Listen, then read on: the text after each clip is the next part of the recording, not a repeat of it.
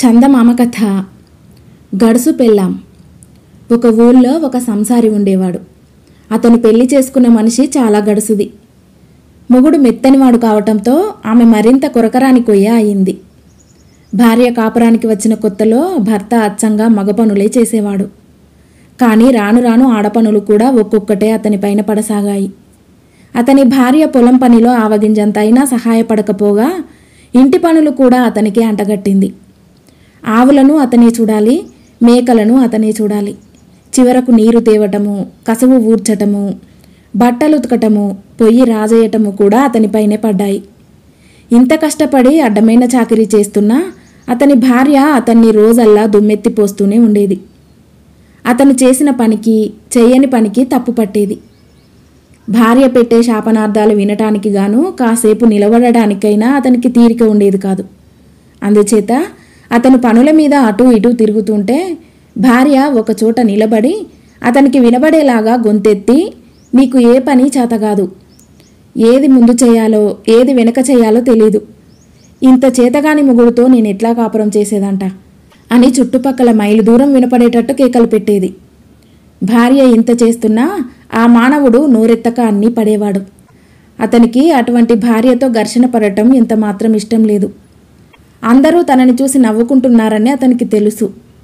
అతను తన మిత్రులతో, ఎందుకు నవ్వుతారు, నవ్విన నాపచేనే పండుతుంది అనేవాడు. ఒకరోజు భార్య భర్తతో, పాలు కాస్త విరిగాయి, నువ్వే పని సరిగ్గా చేశావు గనుక అన్నది నిష్ఠూరంగా.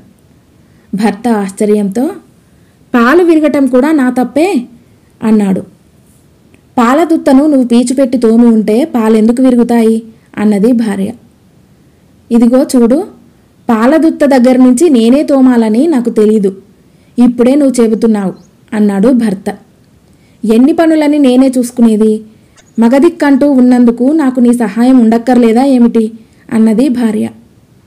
అదంతా నాకు తెలియదు, నేను చేయవలసిన పనులు ఏమేమిటో ఒక్క జాబితా రాసి ఇవ్వు, అవి చేయకపోతే తప్పుపట్టు, ఇది నోటి మాటలతో తేలే వ్యవహారం కాదు అన్నాడు భర్త.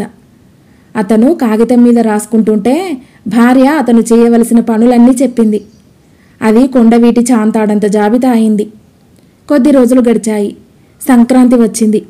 రేపు పండగ అనగా భార్య తమ ఇంటి సమీపాన ఉన్న నీళ్ల గుంట దగ్గర చాకిరేవు పెట్టింది. భర్త బట్టలు ఉతికి పిండి అందిస్తుంటే భార్య వాటిని ఆరవేస్తున్నది. ఈ పని చేస్తున్నంతసేపు ఆమె భర్తను తిడుతూనే ఉన్నది. రేపే పండగ, మామూలు పనులే కాలేదు, ఇక పండగ పనులు ఏమవుతాయో, జాబితా రాసుకున్నావు, ఏం ప్రయోజనం, చాలామంది వాజలున్నారు కానీ నీ అంత పనికి మాలిన వాజను నేనెక్కడా చూడలేదు, మా అమ్మ ఏనాడో చెప్పింది. ఆమె మాట పూర్తి చేయకమునిపే ప్రమాదం జరిగిపోయింది.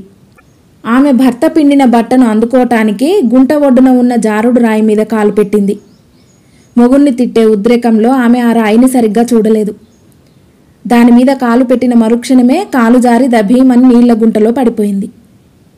మునిగిపోతున్నాను, చచ్చిపోతున్నాను, వేగిరం పైకి లాగు అన్నది భార్య. మునిగిపోవులే, గుంట అట్టే లోతు లేదు, నీ మెడవరకే నీరున్నది అన్నాడు భర్త. చలికి ఒళ్ళంతా బిగుసుకుపోతున్నది, వేగిరం నన్ను పైకి తీయి అన్నది భార్య చలికి వణుకుతూ. అదెట్లా, జాబితాలో నేను చేయవలసిన పనులు చాలా ఉన్నాయి, ఇది జాబితాలో లేని పని అన్నాడు భర్త.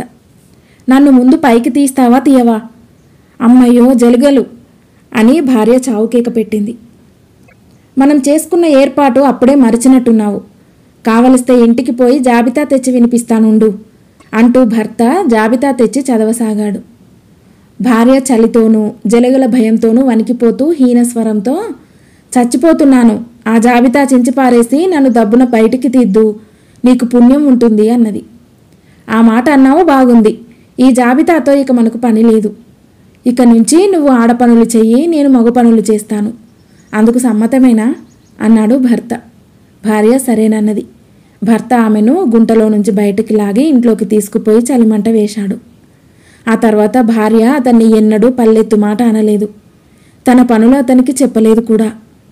కథ సమాప్తం.